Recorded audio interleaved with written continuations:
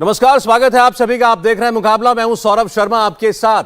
देश में जब भर्ती की परीक्षाएं होती हैं तो ट्रेनों में जगह नहीं मिलती है। अलग अलग राज्यों के छात्र एग्जामिनेशन सेंटर्स, फिजिकल टेस्ट देने के लिए ट्रेनों के भरोसे ही रहते हैं। कई सरकारें छात्रों के लिए स्पेशल ट्रेन का इंतजाम करती हैं, पासेस जारी करती हैं, और इनमें सबसे ज्यादा संख्या यूपी के और बिहार के छात्रों की होती है। हम सब जानते हैं। आज बिहार और यूपी के छात्रों ने इसी लाइफलाइन को जला डाला। करीब 35 ट्रेनें तो रेलवे ने रद्द की, लेकिन जो रेलवे स्टेशन पहुंच रही हैं लगातार उनमें आगजनी की खबरें आ रही हैं। तस्वीरें आपके सामने हैं। सुबह तड़के आज उपद्रवी रेलवे स्टेशन पर पहुंच गए और ट्रेनों की बोगियों को आग की लपटों में झोंक दिया। तस्वीरें वाकई विचलित करने वाली हैं। अलग अलग शहरों से ट्रेनों के इसी तरह फूंके जाने की खबरें आई। मुकाबला में आज इसी मुद्दे पर बहस है कि ये जो प्रदर्शनकारी हैं, पहली बात, इनमें से कितने वाकई छात्र हैं जो नाराज हैं और कितने इसका फायदा उठाने पहुंच गए हैं। इन प्रदर्शनकारियों को नौकरी, जॉब चाहिए या फिर आग चाहिए? नौकरी चाहिए तो फिर यह कौन सा तरीका है? तस्वीरें आप एक बार देख लीजिए। आरा, दानापुर, लखीसराय, समस्तीपुर, गया और सुपौल, ये तस्वीरें बता रही हैं कि हिंसा की आग कितनी भड़की। ज्यादातर जगहों पर ट्रेनों, रेलवे स्टेशनों, पटरियों को निशाना बनाया गया। रेलवे की पटरियां उखाड़ दी गई। थोड़ी देर पहले केंद्रीय रेल मंत्री अश्विनी वैष्णव को सामने आना पड़ा और उन्होंने देश के नौजवानों से क्या अपील की है, यह सुनिए। मेरा निवेदन है सभी से, रेलवे आपकी संपत्ति है, राष्ट्र की संपत्ति है। इसको किसी भी तरीके से कोई नुकसान ना हो, ये हम सबकी जिम्मेदारी है। तो मेरा निवेदन है कि किसी भी तरह के वायलेंट प्रोटेस्ट न करें और रेलवे की संपत्ति को बिल्कुल भी नुकसान न करें। ये आपकी संपत्ति, आप ही की सेवा के लिए है। थोड़ी देर पहले देश के vice chief of army staff general BS Raju से भी इंडिया टीवी ने बात की। उन्होंने कहा कि जॉब एस्पिरेंट्स को हंगामा छोड़कर भर्ती पर ध्यान देना चाहिए जो शुरू होने वाली है।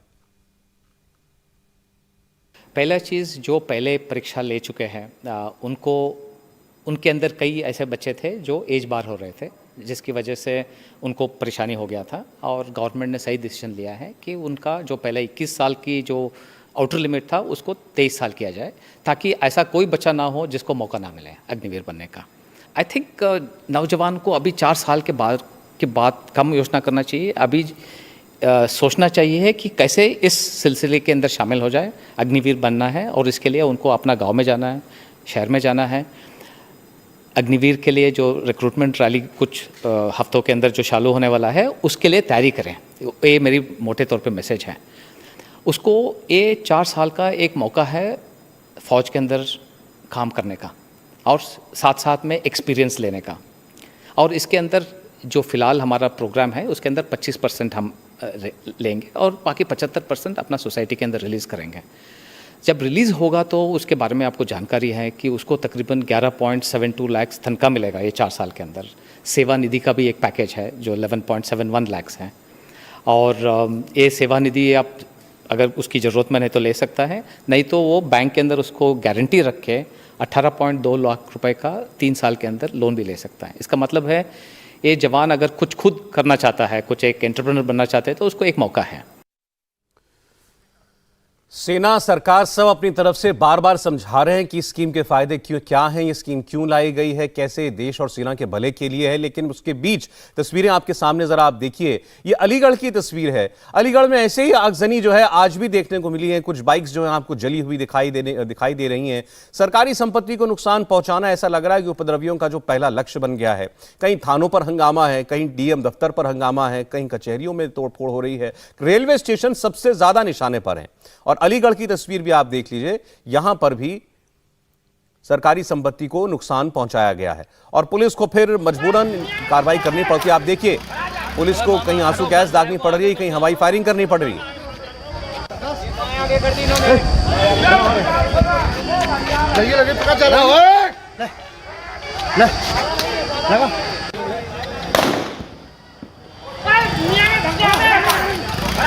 अरे मामा हटो, गाय को आगे करके ला लो।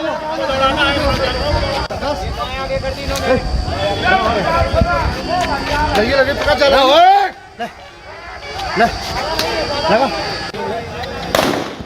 एक बड़े खास मेहमान हमें इस वक्त ज्वाइन कर रहे हैं जिनको सुनना हम सबके लिए बहुत जरूरी है, और खास तौर पर वो छात्र जिनके दिमाग में कोई भी असमंजस या कंफ्यूजन है, वो हमारे मेहमानों को आज जरूर सुने। सबसे पहले मैं आपके सामने इंट्रोड्यूस कर रहा हूं माननीय राज्यपाल Arunachal Pradesh brigadier doctor B D Mishra साहब को। गवर्नर साहब, आपका बहुत स्वागत है इंडिया टीवी पर। सर, जो तस्वीरें आ रही हैं बड़ी दुख देने वाली हैं, जो जगह जगह से आ रही हैं। ये जो आशंकाएं लोगों के मन में, हम चाहते हैं कि आपकी राय उस पर हम जरूर लें। ये जो स्कीम लाई गई है, अग्निपथ स्कीम, और जो अग्निवीर भर्ती किए जाएंगे, ये सरकार कह रही है सेना के हित में है, ये नौजवानों के हित में, ओवरऑल समाज के हित में भी है। क्या कहना है आपको? अग्निपथ की जो स्कीम अभी लाई गई है भारत की तीनों सशस्त्र सेनाओं में भर्ती के लिए, यह बहुत ही अच्छी स्कीम है। यह देश के हित में है, भारतीय सेना के कारगर होने के हित में है, और नौजवानों के हित में भी है। यह मैं कहना यह चाहता हूं कि जो ये स्कीम अभी आई है, पहली बात तो इससे यह है कि जो लोग अभी हमारे नौजवान कुछ नहीं कर रहे हैं, उनके लिए एक बहुत अच्छा मौका है भारतीय सेनाओं में आने के लिए। और इसमें तकरीबन 46,000 भर्तियां हर साल होंगी। तो 4 साल तक जो नौजवान आज घर पर है, वो 4 साल तक लगातार नौकरी करेगा, पहली बात। और दूसरी बात यह है कि उसके बाद यह नौजवान एक हेल्दी तरीके से, हेल्दी कॉम्पिटिटिव तरीके से सेना में अच्छा प्रयास करेगा, जिससे कि वो 25% में ले लिया जाए। मान लीजिए जो 25% में नहीं आते हैं, उनको घर आना पड़ेगा, तो उनके लिए सुविधाएं क्या है? उनके लिए सुविधाएं ये हैं कि जैसा अखबारों में भी आ गया है कि उनको 11.71 लाख 11,71,000 रुपए आएंगे। यह बड़ी रकम होगी, उसका इस्तेमाल कर सकते हैं। लेकिन उसके साथ, इसके साथ उनको क्या मिलेगा? इसके साथ उनको स्किल का सर्टिफिकेट मिलेगा, 12th क्लास पास का सर्टिफिकेट मिलेगा, या जो 12th क्लास पास करके जाते हैं उनको मिलेगा डिग्री का सर्टिफिकेट, और उनको एक कार्ड मिलेगा जिस कार्ड में उनकी एफिशिएंसी होगी। तो जहां कहीं भी वैकेंसी होगी, उनको हर काम में, चाहे प्राइवेट सेक्टर हो, पब्लिक सेक्टर हो, उनको प्राथमिकता मिलेगी। अब आप यह सोचिए कि 4 साल बाद जब वो आए, माने कि 2026 में या 2027 में, तो उनके साथ वर्कफोर्स में जो लोग आए होंगे, वो जब उनके साथ कहीं नौकरी के लिए जाएंगे, तो इन लोगों को प्रेफरेंस मिलेगा, मानी ये लोग आगे की पंक्ति में होंगे। और जो बहुत इंपॉर्टेंट बात मैं कहना चाहता हूं, हमारी नॉर्थ ईस्ट के हमारे 8 स्टेट हैं, हमारे ज्यादातर मुख्यमंत्रियों से हमारी बातचीत हुई है। सब मुख्यमंत्रियों ने कहा है कि हम जरूर इन लोगों को जब आएंगे तो हम प्रेफरेंस देंगे। अपने यहाँ जो उनके यहाँ आर्म्ड पुलिस है, या उनके यहाँ सिविल पुलिस है, या उनके यहाँ और ऐसे संस्थागत रिक्रूटमेंट है, वो सब कह रहे हैं। और तमाम ने अभी टेलीविजन पर भी कहा है, कुछ लोग बाकी हैं वो भी कहने जा रहे हैं। तो ओवरऑल मिला के ये बहुत अच्छी स्कीम है। और एक चीज और मैं कहना चाहता हूं कि आज के दिन में हमारा युवा यह ना सोचे कि वो सिर्फ नौकरी के लिए दौड़ रहा है, तो उसको हम एक स्टार्टअप या अपने पैर पर खड़ा होने के लिए, जिससे कि वो अपने पैर पर खड़ा हो और लोगों को नौकरी दे सके, उसके लिए जो उसको कैश मिलेगा, उसको एक्सपीरियंस मिलेगा, सर्टिफिकेट मिलेगा, वो बहुत ही लाभदायक होगा। ठीक, गवर्नर साहब, ये तो आपने बात बता दी कि जो 4 साल के बाद 75% अग्निवीर जो हैं वो सेवा में नहीं रहेंगे, तो उनके लिए क्या क्या प्रावधान कर रही है सरकार, या उनको क्या फायदे मिलेंगे। लेकिन जो शुरुआती सवाल है वो ये उठ रहा है कि कोई नौजवान जब सेना में भर्ती होने के लिए तैयारी करता था, तो वो ये सोचता था कि इससे मेरी जिंदगी संवर जाएगी, मेरा परिवार का भविष्य सेफ हो जाएगा, सुरक्षित हो जाएगा, मैं 15-17 साल नौकरी करूंगा, मुझे पेंशन मिलेगी और सुविधाएं मुझे मिलेंगी। अब वो सब छिन गई। तो अब जो है एक लड़के का सेना में जाने का रुझान जो है वो कम हो जाएगा।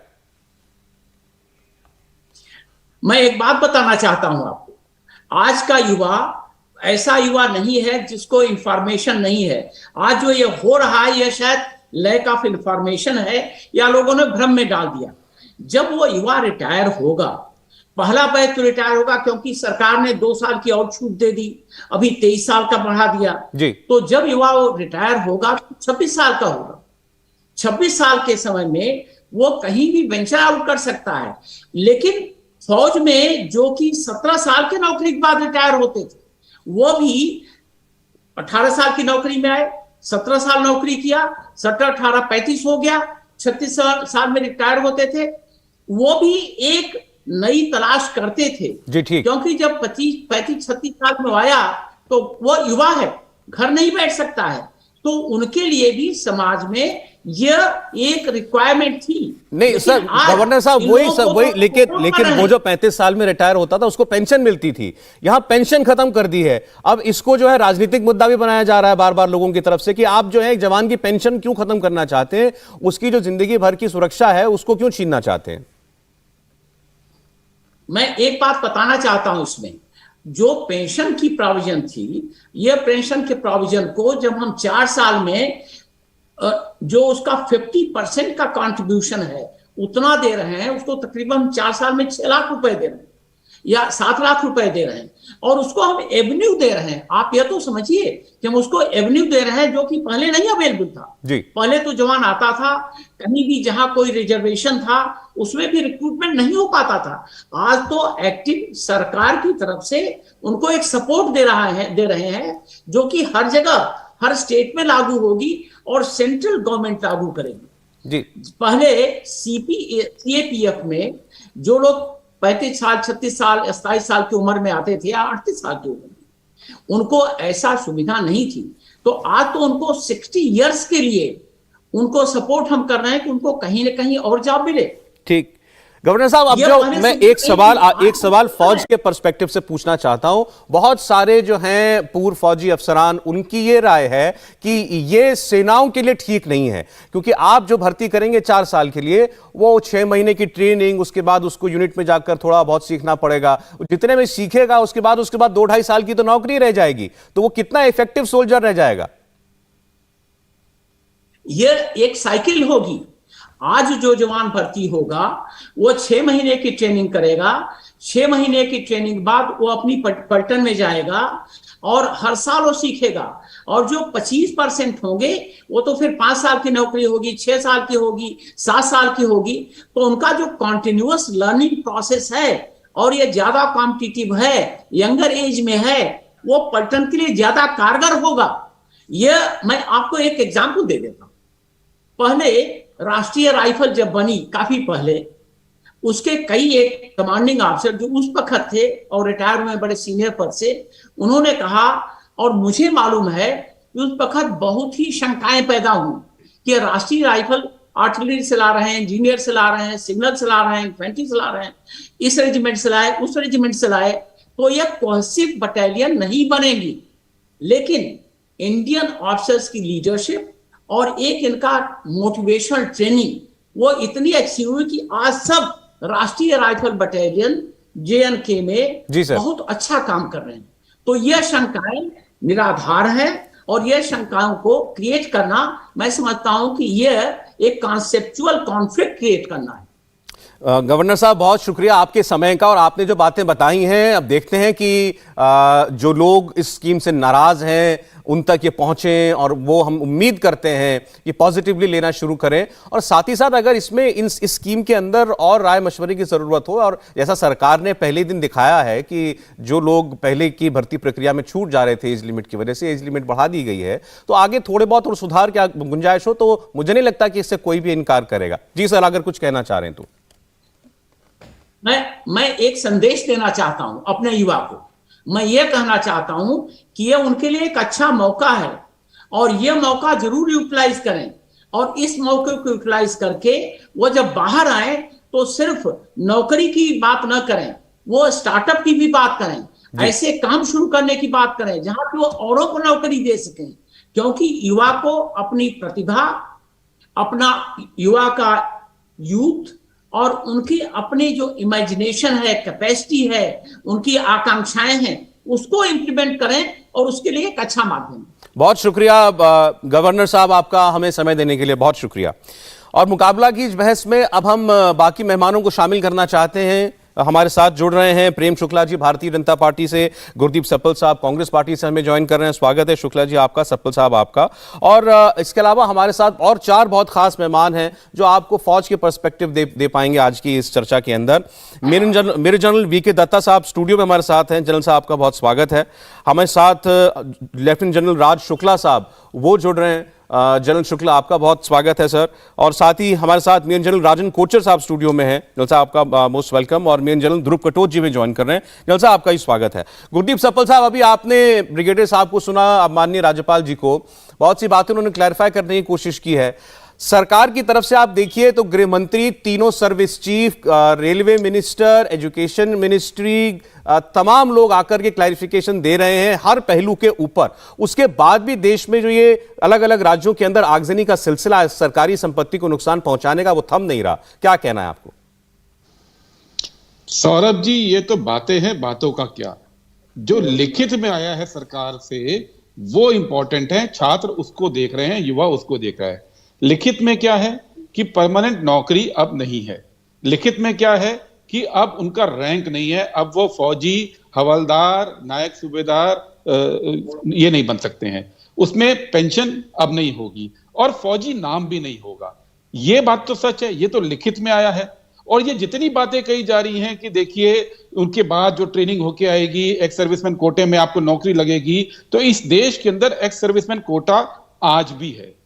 आज भी जो सेंट्रल पब्लिक सर्विस यूनिट्स होती हैं और केंद्र सरकार होती है, दोनों में कोटा है। केंद्र सरकार के अंदर 10% ऑफिसर लेवल पे है, 10% ग्रुप सी में है, 20% ग्रुप डी में है। और बैंकों में और सीपीएसयू में तो 14.5% है सीनियर पे और लगभग 24-24.5% है जूनियर लेवल पे, ग्रुप डी लेवल पे। हालात क्या है? कोविड के पहले का साल अगर मैं देखूं 2019 के अंदर, तो 4 स्टेट जहां पे एक्स सर्विसमैन ज्यादा हैं, पंजाब, हरियाणा, हिमाचल, जम्मू कश्मीर, 1,22,000 नौकरियां लगी थी, जिसमें केवल 2,602 एक्स सर्विसमैन को मिली थी। 2,602, 2%। ये सच्चाई है। सच्चाई ये भी है कि जो हरियाणा के मुख्यमंत्री बड़ी बड़ी बातें कर रहे हैं कि हम आपको नौकरी देंगे, उन्होंने उस पूरे दौर के अंदर केवल 534 एक्स सर्विसमैन को नौकरी दी। हिमाचल ने केवल 827 को दी और हिमाचल तो एक कदम और आगे है। अब जो एक्स सर्विसमैन आता है वहां पे और नौकरी पाता है सरकारी, उसको सरकारी पे ग्रेड नहीं मिलता है। वो पहले 5 से 7 साल कॉन्ट्रैक्ट पे 7,000 रुपए के करीब पे काम कर रहा है। यानी कि यहां भी कॉन्ट्रैक्ट, उसके बाद जो नौकरी है उसमें भी कॉन्ट्रैक्ट। सच्चाई ये है, इसमें कोई इसका रिटर्न में कोई मेरे को बता दे कि ये नहीं हो रहा है तो मैं एग्री कर जाऊंगा। ठीक है सप्पल साहब, आपकी आवाज सर ब्रेक कर रही है, लेकिन अभी तक आपकी बात जो सुनाई दी है मैं उसका जवाब ले लूं एक मिनट प्रेम शुक्ला जी से।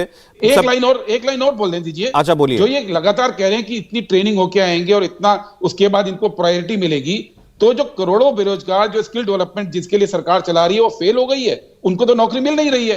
वो भी तो एनडीए सरकार के प्रोग्रामों के अंदर ट्रेन हो रहे हैं, उनके लिए नौकरी नहीं है, लेकिन इनके लिए नौकरी हो जाएगी। ये जो झांसा दिया जा रहा है, छात्र इसको भली भांति समझ रहे हैं। अच्छा प्रेम शुक्ला जी जवाब दें। जी देखिए, भ्रम फैलाकर जो फेल पार्टियां हैं, जो जानती हैं कि जनतांत्रिक ढंग से भारतीय जनता पार्टी से वो मुकाबला नहीं कर सकते, वो कभी जो है इस तरह के अफवाहें फैलाकर युवकों के पीछे अपनी अराजक शक्तियों को ढकेल कर जिस तरह हिंसा फैला रही है अत्यंत दुखद और दुर्भाग्यपूर्ण है। जिस दल ने 10,000 निर्दोष सिखों का नरसंहार किया है, वो और लोगों का नरसंहार करने का प्रयास कर रही है। मूल मुद्दा है अग्निवीर के माध्यम से एक सुअवसर है सेना में प्रशिक्षण प्राप्त करने का, उसमें से 25% लोगों को सेना तत्काल एब्जॉर्ब कर रही है। सेंट्रल आर्म पुलिस फोर्सेज में उनके लिए जो है प्राथमिकता दी जा रही है। विविध जो है पुलिस बलों में उनको प्राथमिकता दिए जाने की बात है। उनके पास एक अपना जब 4 साल बाद जब बाहर आएंगे, जो आना चाहेंगे, उनके पास भी एक व्यवस्था होगी, उनके पास एक हाथ में कॉर्पस होगा, उनके पास शिक्षा के और स्वयं के स्किल डेवलपमेंट, बैंक लोन इत्यादि की भी उनके पास जो है सुविधाएं होंगी। ऐसे में एक प्रशिक्षित, अनुशासित युवक बेरोजगार रह जाएगा।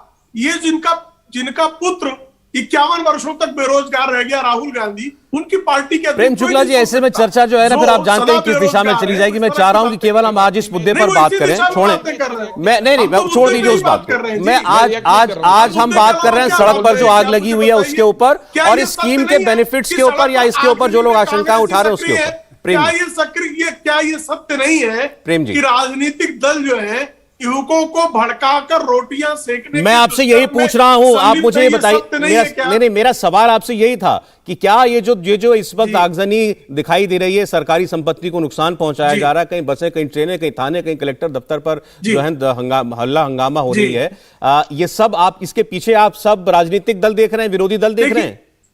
देखिए, जो राष्ट्र प्रेम में लिए सेना में आग भरपर है, वो क्या राष्ट्रीय संपत्ति में आग लगाएगा जी? क्या वो पथराव करेगा? क्या वो हिंसा करेगा? बिहार में तो गोलियां चला रहे, जो इस तरह का गोली चालन करने वाला अराजक तत्व, क्या वह अनुशासित सेना में समर्पित युवा हो सकता है? यह प्रश्न तो बहुत सही, युवकों के अंदर आक्रोश होना ये माना जा सकता है, तो लेकिन उस आक्रोश पर उसका जो प्रश्न है वो सुनना चाहेगा, समझना चाहेगा, विमर्श करना चाहेगा। चलिए, अब इसके पीछे हिंसा का तो सर कहीं कोई स्थान नहीं है। अराजकता, चाहे इसके पीछे कोई चाहे इसके पीछे असंतुष्ट छात्र हो या कोई राजनीतिक कार्यकर्ता हो, जो भी हो, जहां भी जिस भी सरकार में हो रहा है, इनके साथ ठीक से कानूनी कार्रवाई होनी चाहिए। एक बात सपल साहब, मैं बाकी मेहमानों को ले लूं चर्चा में फिर, और उसके बाद आप एक पॉलिटिकल रिएक्शन आप दे दीजिए, आप दे दीजिएगा सर, नहीं तो बातचीत आप दोनों के बीच में रह नहीं सर, नहीं, एक कमेंट आपका हो गया, एक कमेंट इनका हो गया। नहीं, एक इनकी बात पे एक रिएक्शन तो बनेगा, फिर आपकी बात पे इनका रिएक्शन बनेगा, बाकी चार मेहमानों को क्या करूंगा? उसके बाद आप आगे चलाइएगा। हाँ। क्योंकि मैं थोड़ा सा इस पे जो हिंसा हो रही है इस पे बोलना चाहता हूं मैं। अरे आप चुप हो जाइए, मैं आपको रिएक्ट नहीं कर रहा हूं भाई, आपके जवाब का जवाब दे रहा हूं। सपल साहब 30 सेकंड प्लीज, बाकी मेहमान वेट कर रहे हैं। 30 सेकंड प्लीज। सौरभ जी हाँ बोलिए। मैं थोड़ा सा, आप देखिए, मैं नहीं, शुक्ला साहब आप समझिए, बोलिए।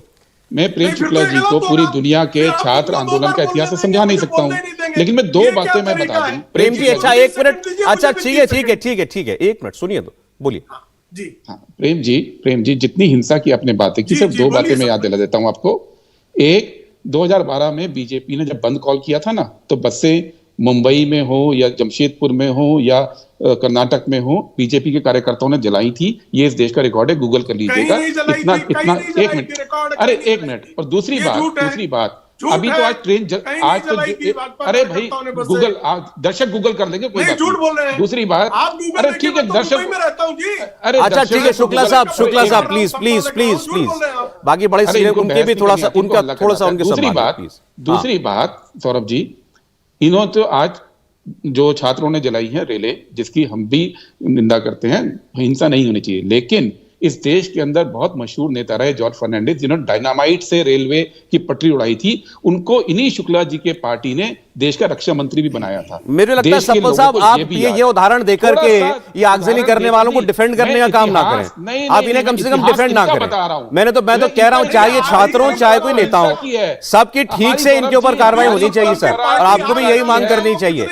कोई असंतुष्ट है, उसका मतलब ये नहीं कि जाके ट्रेन में आग लगा देगा और फिर कहेगा कि मुझे सेना में भर्ती होना है। अगर किसी छात्र ने ट्रेन में आग लगाई है, इसको तो जिंदगी भर के लिए बाहर कर देना चाहिए, कि इसे कोई सरकारी नौकरी नहीं मिलेगी। अहिंसा की है हमारी परंपरा, अहिंसा की। हाँ, तो ये जो हिंसा कर रहा है, इनको आप बाकी उदाहरण देकर के इनको मत जस्टिफाई कीजिए कि डायनामाइट से जिसने पटरी उड़ाई वो इनके रक्षा। प्रेम शुक्ला जी आपसे मैं निवेदन कर सकता हूं, देखिए प्रेम शुक्ला जी मुझे बाकी लोगों को चर्चा में लाने दीजिए, उसके बाद मैं आप ही का कमेंट लूंगा। पर अत्याचार है। नहीं, कोई अत्याचार नहीं है, करने दे रहे, कोई अत्याचार नहीं, उत्तर भी नहीं देने, कोई अत्याचार नहीं। ये क्या तरीका है भाई? अरे नहीं प्रेम शुक्ला जी, नहीं ऐसा मत कीजिए। उत्तर देने का मैं क्या करूं फिर? बाकी चार मेहमानों से क्या माफी मांग लूं?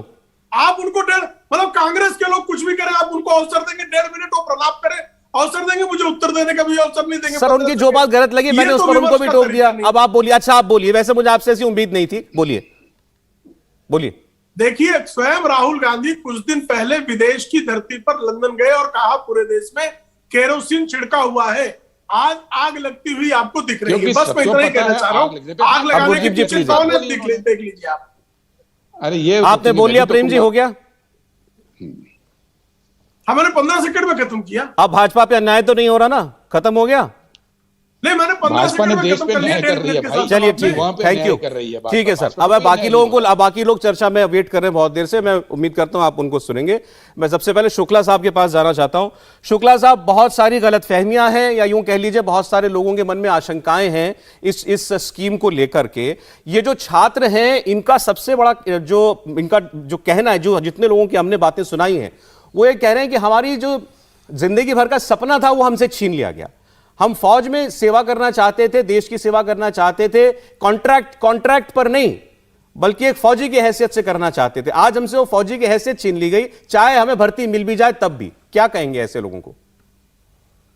कि उनका सपना छीना नहीं गया है, उनका जो सपना है उसको बेहतरी की ओर ले जाया जा रहा है। हमको ये देखना है कि हम बदलाव चाहते हैं कि नहीं, हम बेहतरी चाहते हैं कि नहीं।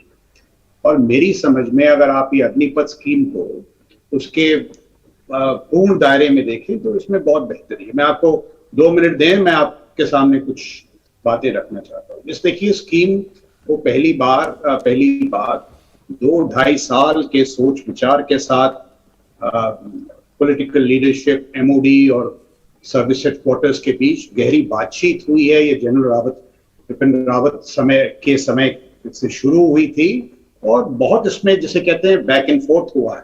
इसके 3 मुख्य पहलू हैं। एक, जो चयन के तरीके क्या है, रिक्रूटमेंट मैट्रिक्स, ट्रेनिंग मॉड्यूल क्या है, और जो रिलीज पैरामीटर्स हैं, जो रिलीज के पैरामीटर्स हैं वो क्या है।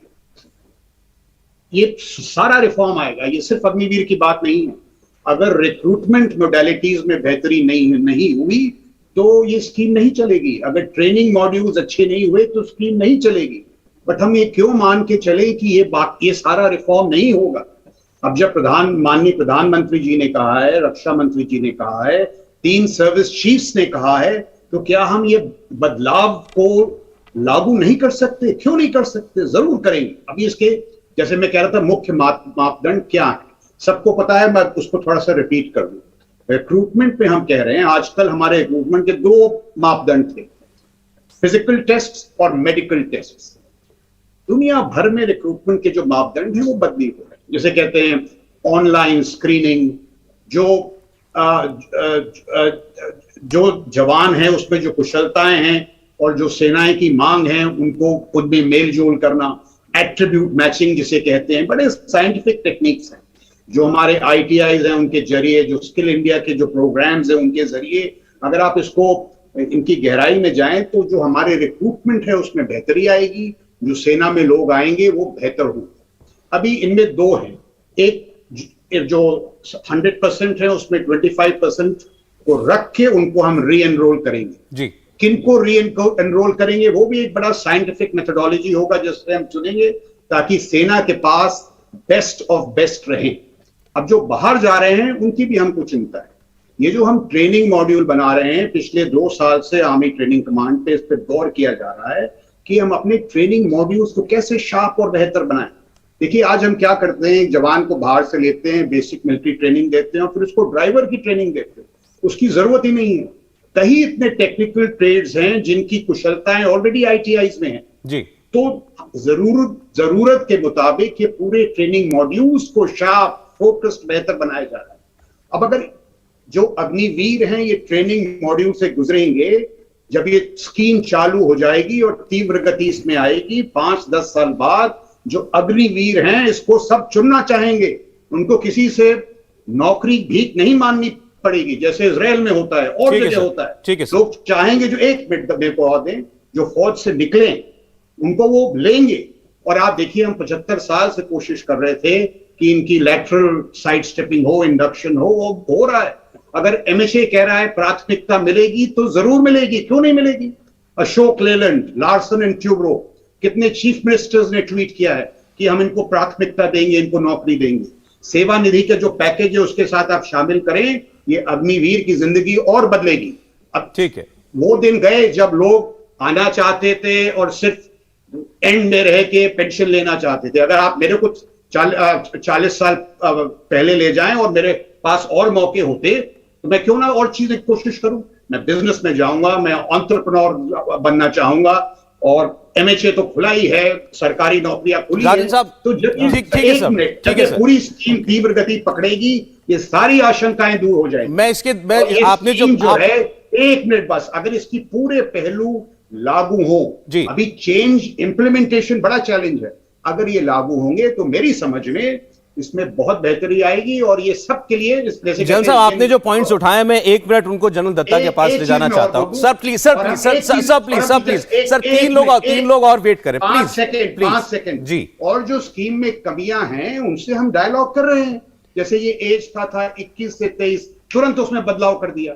तो जो इसके कॉन्ट्रेरियन व्यूज हैं, जो आशंकाएं हैं, उसके साथ भी डायलॉग होगा। मेरा मुख्य सवाल ये है, नहीं, ये मुझे बताइए जनरल साहब, ये इंपॉर्टेंट बात है। अच्छा मुझे बताइए, आप ये कह रहे हैं और किसी आप ये बात किसी कॉन्फिडेंस के साथ कह रहे हैं कि ये स्कीम जो है ऐसा नहीं है जो लिख दिया पत्थर की लकीर है, इसमें आगे सुधार की गुंजाइश है अगर जरूरत लगती है तो।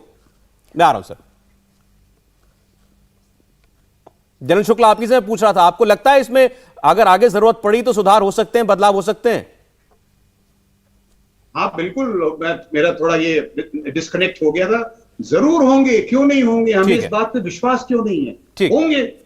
मैं ये कहना चाहता हूं, जैसे आज जो है, जैसे जिन लोगों के मौके छिन गए थे एज बार होने की वजह से, आज सरकार ने जो है उसकी उम्र 23 साल बढ़ा दी है अपर लिमिट। तो ऐसे ही उनका ये भरोसा है कि अगर आगे जरूरत पड़ेगी तो और इसमें तब्दीलियां की जा सकती हैं। एक बात, लेकिन 2-3 बातें। अब एक सेकंड, जनरल दत्ता, पहली बात तो लोग, जो ज्यादातर लोग कह रहे हैं, पॉलिटिकल लोग भी हैं और लोग भी हैं, एक्स ऑफिसर्स भी हैं, कि सारा जो सरकार की मंशा दिखाई देती है वो ये दिखाई देती है कि पैसा बचाओ, पेंशन खत्म करो, पैसा बचेगा। आप मैन पावर भी थोड़ी कम करना चाहते हैं। अब ये शुरुआत से हम कई सालों से सुन रहे हैं कि बदलते परिदृश्य के साथ भारतीय सेना भी जो है वो मैन पावर की तरफ उसका जोर ना होकर के टेक्नोलॉजी, वेपन, इस सब के ऊपर होना चाहिए। उसके लिए पैसा चाहिए। पैसा कैसे आएगा? तनख्वाह और पेंशन बचा करके। क्या यही एक जरिया है और यही क्या मंशा है इस स्कीम की? मैं थोड़ी कुछ क्लैरिफिकेशन देना चाहूंगा आपको जी। सबसे पहली बात तो जितने हमारे नौजवान पूरे अलग अलग प्रांतों में इसके खिलाफ एजिटेट कर रहे हैं, मैं उनको एक संदेश देना चाहूँगा कि क्या आप जितने लोग एजिटेट कर रहे हैं, अगर आप अभी भर्ती के लिए आ जाएं, जहाँ पर हमको पुराने सिस्टम से आप भर्ती करें तो क्या आप सारे भर्ती हो जाएंगे? आप में से तकरीबन 70% तो दौड़ में ही फेल हो जाएंगे। तो आप खामखा बर्बादी कर रहे हैं, आग लगा रहे हैं, जगह जगह पे नुकसान कर रहे हैं, अपना ही नुकसान कर रहे हैं। दूसरी बात, जो ये स्कीम है अभी तो ये अनाउंस हुई है, ये आगे चल के इसका क्या ओवरऑल प्रोफाइल निकलेगा, किसी ने अभी उसको टेस्ट ही नहीं किया। अभी जब हमने इसकी रिक्रूटमेंट चालू नहीं करी उससे पहले आपने आग लगाना शुरू कर दिया। जब हम बोल रहे हैं कि साहब अगर 100 आदमी भर्ती होंगे उसमें से 25 उसमें अब्जॉर्ब होंगे, 100 में से 25 रेगुलर जाएंगे आगे आर्मी में, उनका प्रमोशन होगा, रिटायर होंगे, पेंशन मिलेगी। और जो 75 आदमी निकलेंगे उनको अलग अलग state government, central government, CAPF में अलग अलग इंडस्ट्रीज आपको अभी इंश्योरेंस दे रहे हैं कि हम उनको प्रेफरेंस देंगे वो इन रिक्रूटमेंट एंड गेटिंग रीअब्जॉर्ब्ड अपने दोबारा एक अपॉर्चुनिटी में। उस पर तो भरोसा नहीं कर रहे ना वो। नहीं, कोई बात नहीं। तीसरी बात, एक 17 साल से लेके 21 साल का नौजवान 4 साल के अंदर 11 लाख का पैकेज, 11,71,000, और जो उसको 4 साल की तनख्वाह 11 लाख के करीब, क्योंकि फौज के अंदर ना खाने का खर्चा, ना रहने का खर्चा, ना दवाई का खर्चा, ना दारू का खर्चा, आप वो भी बचा सकते हैं। क्योंकि आर्मी के अंदर 25 साल तक शादी करना हमारे टाइम में तो मना होता था, तो इसका मतलब आपकी फैमिली भी कोई नहीं जिसको आपने सपोर्ट करना है। अगर बूढ़े माँ बाप हैं तो चलो आपको जो तनख्वाह मिल रही होगी आप उसको सपोर्ट कर सकते हैं।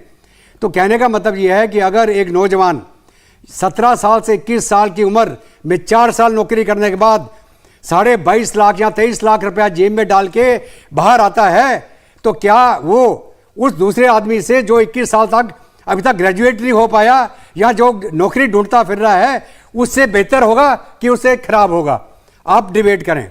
दूसरा, मैं खुद शॉर्ट सर्विस में एनरोल हुआ आर्मी में 1970 में, 5 साल के लिए शॉर्ट सर्विस कमीशन। अब ये मान के चलिए अग्निवीर, ठीक है, मेरे को परमानेंट कमीशन मिल गई, वो मैंने अच्छा काम किया तो मिल गई। उसके बाद मैं as a major general retire हुआ, बहुत सारे तकमे कमाए हमने आर्मी में। तो अगर कोई अच्छा जवान है, जो 100 आदमी भर्ती होंगे, उसमें से हर एक आदमी ये होड़ लगाएगा कि मैं दूसरे आदमी से अच्छा काम करके दिखाऊं। एक यूनिट के अंदर आपको एक मोटिवेटेड जवान मिलेंगे जो अच्छे से अच्छा काम करके दिखाना चाहते हैं, अपने आप को प्रूव करना चाहते हैं। अगर वो नहीं तो कम से कम एडवेंचर करेंगे। नहीं, बहुत सारे आपके जैसे सीनियर अफसर ये कह रहे हैं रिटायर्ड, कि आपने मोटिवेशन की बात करी कि वो जो 75% है जो रिटायर, पहले तो किसी को भी नहीं पता कि कौन उनमें से सिलेक्ट होगा, तो वो 4 साल के लिए जो भर्ती हो रहा है वो कितना मोटिवेटेड होगा, जो उसे पता है, किसी को नहीं पता कि मैं 25% में आऊंगा कि नहीं आऊंगा। देखिए, अगर वो जो भर्ती हुआ है अभी, वो 25% में आने के लिए अपना तन मन लगाएगा, अगर उसके अंदर जोश है तो। अगर जोश नहीं है तो फौज में किसके लिए आना है? ठीक। फौज में आप कोई पैसा कमाने के लिए नहीं आते हैं, आप किसी जज्बे से आते हैं। कोई चीज अगर देश के लिए आप कुछ करना चाहते हैं, एडवेंचर करना चाहते हैं, आप आइए और इसमें अपने आप को प्रूव करें। आप अगर आप प्रॉपर्टी तोड़ रहे हैं, आप फौज के तो काबिल ही नहीं है। आपको कौन लेगा फौज में? क्या कोई फौजी कोई प्रॉपर्टी का नुकसान करता है, देश के खिलाफ कोई कार्रवाई करता है क्या? ये बिल्कुल ठीक बात। और आप ये भी कह रहे हैं फौज कोई जॉब सिक्योरिटी या पेंशन कमाने के लिए जरिया है, ये इस सोच के साथ कोई फौज में नहीं आना चाहिए। जी ठीक, जनरल राजन। देखिए, सबसे पहले मैं देश के नौजवानों को अपील करना चाहता हूं कि ये हिंसा का रास्ता रोकें, और अगर ये हिंसा का रास्ता कर रहे हैं और ये आइडेंटिफाई हो गए और इनके नाम पे FIR हो गया, तो ये वैसे ही फौज में भर्ती नहीं हो पाएंगे। तो ये कोई तरीका नहीं है एक चीज़ को अपने सामने रखने का, बातचीत का जरिया है। और ये government, I am sure, I am open है बातचीत के लिए। पहली चीज़ ये।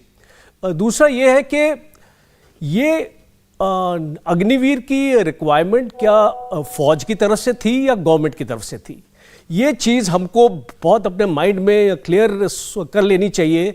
और जितनी जानकारी मेरे पास है, और मैं काफ़ी सर्विंग ऑफिसर्स के साथ भी जुड़ा हुआ हूँ, बिकॉज मुझे 3 साल ही हुए रिटायर हुए, ये जो इन्फॉर्मेशन है मेरे पास ये कि ये फौज की रिक्वायरमेंट नहीं थी, गवर्नमेंट की रिक्वायरमेंट थी। और गवर्नमेंट को पेंशन बिल अपना कम करना था, इसीलिए गवर्नमेंट ने स्कीम लेके आई है। ये पेंशन बिल के बारे में तीसरी बात मैं कहना चाहूँगा, 40% जो पेंशन बिल है वो सिविलियन एम्प्लॉयज जो MOD में काम करते हैं, डिफेंस मिनिस्ट्री में काम करते हैं, इसको वो कंट्रीब्यूट होता है उनकी तरफ। ये सिविलियन एम्प्लॉयज के ऊपर अग्निवीर क्यों नहीं लगा, और ये फौजियों 60% के ऊपर क्यों लगाया है, इसको सेलेक्टिवली क्यों लगाया आपने अग्निवीर? और दूसरा, जब चाइना हमारे बॉर्डर के ऊपर है, क्या ये सही वक्त है एक्सपेरिमेंटेशन करने का फौज के साथ? और अगर आपने फौज के साथ एक्सपेरिमेंटेशन किया है तो IPS के साथ क्यों नहीं, इसको CAPF के साथ क्यों नहीं, इसको बाकी लोगों के साथ क्यों नहीं, हमारे फौज को ही क्यों आपने चुना एक्सपेरिमेंट करने के लिए? और चौथा, जॉब सिक्योरिटी। मैं आपको बताना चाहूंगा कि जॉब सिक्योरिटी आज एक युवक के लिए बहुत मायने रखता है। हम इसको जो भी बोले फौज में कि 4 साल के बाद हम इतने लेंगे उतने नहीं लेंगे, और ये जो 4 साल के बाद हम 25% लोग जो हम री इंडक्ट करेंगे, आप इनको ये 4 साल की सीनियरिटी देंगे या नहीं देंगे? ये एक ब्रेक इन सर्विस माना जाएगा और उसकी जो लाइफ है वो फिर से शुरू होगी। वो जो 4 साल उसने फौज में बताए उसका क्या? जनरल साहब, आपने जो 2-3 बातें शुरुआत में कही उस पर जरा सा आपसे 1-2 सवाल। आपने कहा आपकी ये जानकारी है कि ये सरकार की स्कीम है, सरकार की जरूरत थी, फौज की जरूरत नहीं थी। फौज नहीं चाहती है कि मेरी ओवरऑल एज कम हो जाए, फौज ये नहीं चाहती कि मेरे पास पैसा बचे और मैं हथियार खरीद सकूं, तकनीक खरीद सकूं, या मेरे पास ये जो नौजवान आ रहा है वो मैं जैसा मैं चाहता हूं वैसा मैं सिलेक्ट कर सकूं और जहां से चाहूं वहां से सिलेक्ट कर सकूं। ये फौज नहीं चाहती। देखिए, फौज पिछले 10 साल से अपने मॉडर्नाइजेशन के लिए पैसा मांग रही है गवर्नमेंट से, और जो हमारा डिफेंस बजट है वो 1.64% GDP का है, और हमारी मांग हर एक साल रही है कि उसको 2% लेके आया जाए, बिकॉज जब तक आप अपना बजट नहीं बढ़ाएंगे आप अपनी मॉडर्नाइजेशन कैसे करेंगे? पहली चीज तो सर ये इसका जवाब शुक्ला जी आपको देंगे, लेकिन मैं एक लेमैन की तरफ से ये कह सकता हूं केवल कि हमारे देश में वो कौन सा सेक्टर है जहां बजट बढ़ाने की जरूरत नहीं है? क्या शिक्षा में बढ़ाने की जरूरत नहीं है? क्या हेल्थ सेक्टर में बजट बढ़ाने की जरूरत नहीं है? तो लेकिन आपके पास एक रुपया है, उसी को आपको डिवाइड करना है। तो ये पैसे की डिमांड तो हर जगह है, लेकिन आपका ये कहना है कि फौज मांग रही है और सरकार ये कह रही है कि हमने वही करने के लिए ये तरीका निकाला है। देखिए, अगर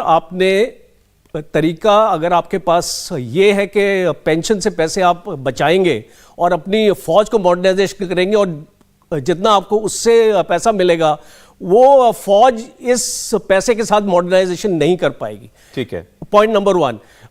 पॉइंट नंबर 2, क्या अश्योरेंस है कि आपका डिफेंस बजट ये जो सेविंग होगी ये फौज को वापस दी जाएगी? एक सेकंड, प्रेम शुक्ला जी जवाब दें, फिर जनरल कटोच आपके पास आ रहा हूं। सॉरी, आप बहुत देर से वेट कर रहे हैं। प्रेम शुक्ला जी, जनरल राजन को शक है कि ये जो पैसा बचाएंगे भी, क्या यह पैसा वापस फौज के भले के लिए या उनके काम में लगाया जाएगा? देखिए, पिछले 8 वर्षों का इतिहास है कि डिफेंस बजट ही 2 गुना हो गया इन 8 वर्षों में। और डिफेंस बजट में चूंकि हमने बहुत सारी जो है वो स्वदेशी हथियार भी स्वदेशीकरण भी किया है, उसके कारण भी हमको बचत हुई है। तीसरा, पहले जो है बजट जो भी अलॉट होता था वो यूटिलाइज नहीं होता था। आपको तो ध्यान है कि 2012 में डिफेंस मिनिस्ट्री ने लिखकर दे दिया कि हमारे पास धन नहीं, इसलिए हम रफाल नहीं खरीद सकते हैं।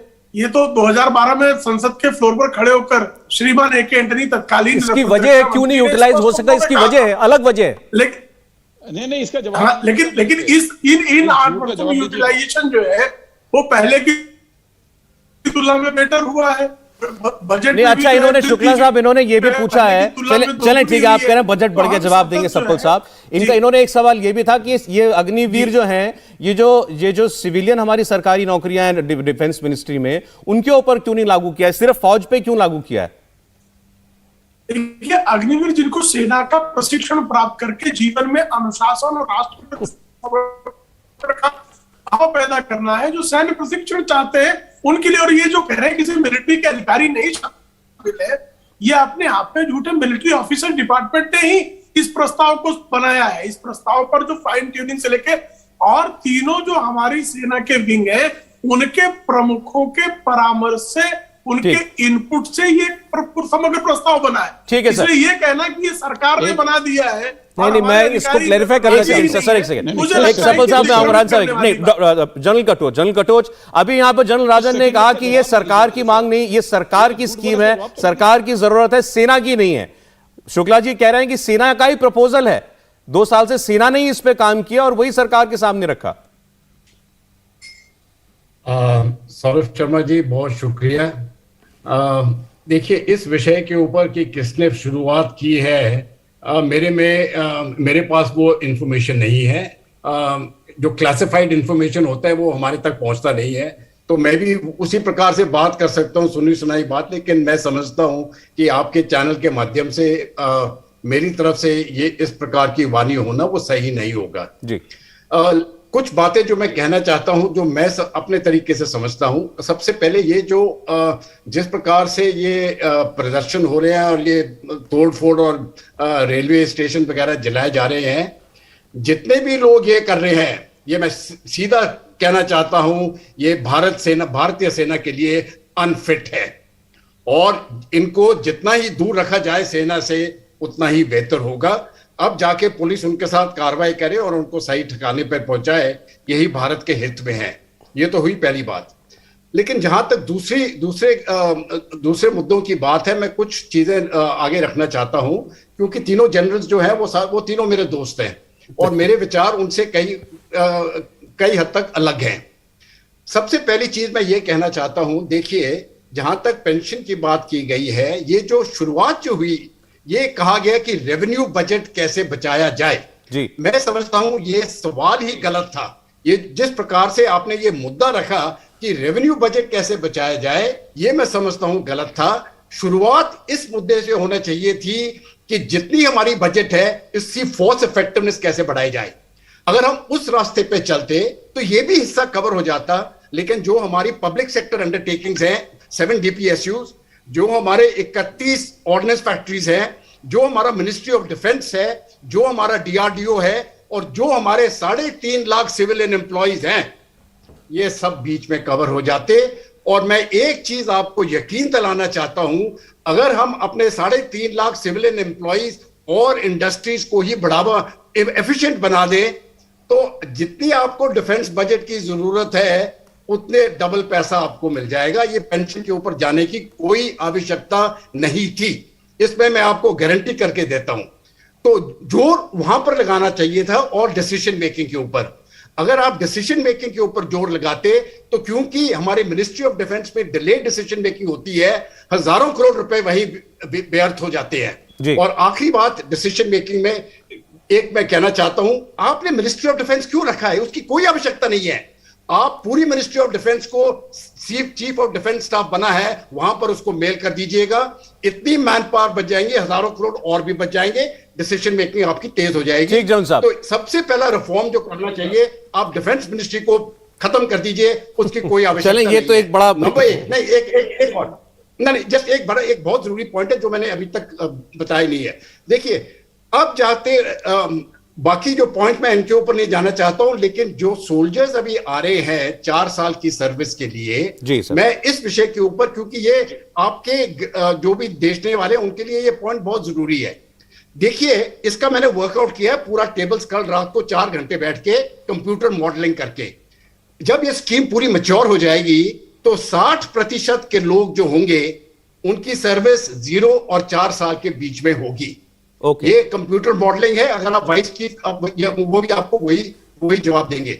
अभी आप एक इन्फेंट्री बटालियन को अगर लेंगे जिसमें 800 लोग हैं, तो आप देखेंगे, क्योंकि आपके स्पेशलिस्ट प्लटून्स हैं, आपके एडमिनिस्ट्रेटिव लॉजिस्टिक सपोर्ट प्लटून्स हैं, उनको मैच्योर सोल्जर की जरूरत पड़ती है। ठीक है सर। तो जो हमारी राइफल कंपनीज है, जो कटिंग एज है, उनकी 90% यही सर्विस होंगे 0 से 4 साल। आप कह रहे हैं कि आने वाले वर्षों के बाद इस स्कीम के तहत सेना के अंदर इनएक्सपीरियंस लोगों की बहुतायत होगी, वो ज्यादा होंगे बजाय कि एक्सपीरियंस्ड के। बहरहाल, आपने जो पहला पॉइंट लिया था सर, मेरे पास समय बिल्कुल खत्म हो गया, लेकिन सप्पल साहब का क्लोजिंग कमेंट लेके आपने पेंशन पर बहुत बात की, बाकी मेहमानों ने भी बोला। सर, सप्पल साहब, गवर्नमेंट ने कहीं पेंशन का जिक्र ही नहीं किया। उन्होंने कहा कि हमारा कहीं से मकसद नहीं है कि हम पेंशन को घटाना है या तनख्वाह कम करनी। एटलीस्ट गवर्नमेंट ने नहीं बोला। वो कह रहे हैं हम तो सेना को एफिशिएंट बना रहे हैं और यंग कर रहे हैं। शॉर्ट में प्लीज। पिछले 2 साल से जो सूत्र से आ रही थी बात, पेंशन बड़ा वजह है क्योंकि सरकार पे पैसा नहीं है। 2017-18 में जो टोटल सेंट्रल गवर्नमेंट का एक्सपेंडिचर है, उसका 17.73% डिफेंस बजट था। 17.73%। 5 साल में कम होके इस साल वो 13.31% रह गया। यानी 4.5% तो अपने डिफेंस का सेंट्रल गवर्नमेंट एक्सपेंडिचर में 4.5% घटौती ऑलरेडी कर दी है।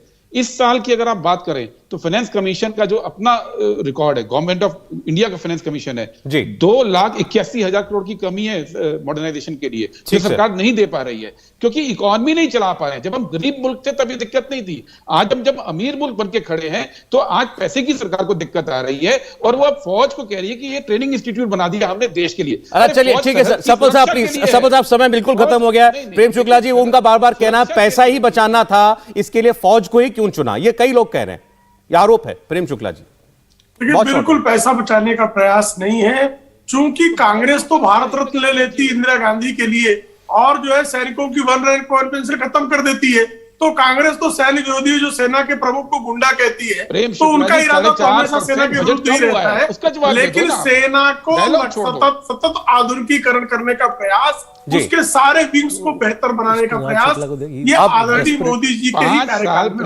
इस बात की खुशी हमारे सारे मेहमानों ने मिलकर इस बात की अपील की कि ये जो आगजनी और इस वक्त सड़कों पर आप देख रहे हैं हालात जो हैं रेलवे स्टेशनों पर और तमाम जगहों पर, इसके ऊपर सख्त कार्रवाई होनी चाहिए। और जो जिसमें इसमें संलिप्त अगर वाकई कोई छात्र है जो सेना में जाना चाहता है, तो वो समझ ले कि ऐसा करके तो वो अपने सेना में भर्ती होने का कोई अगर चांस था भी तो उसको हमेशा हमेशा के लिए खत्म कर रहा है। ये बिल्कुल बंद होना चाहिए और सरकार ओपन माइंडेड है, ये भी तमाम लोग कह रहे हैं। जैसे आज एज लिमिट बढ़ाई गई है, जरूरत पड़ी तो और भी इस योजना के अंदर, स्कीम के अंदर बदलाव हो सकते हैं, लेकिन उसका तरीका ये नहीं है। बहुत शुक्रिया आप सब लोगों का आज स्टूडियो में आकर इस चर्चा में शामिल होने के लिए, बहुत धन्यवाद। इंडिया टीवी हर वक्त हर जगह डाउनलोड करने के लिए सर्च करें India TV news Google play store या ऐप स्टोर पर।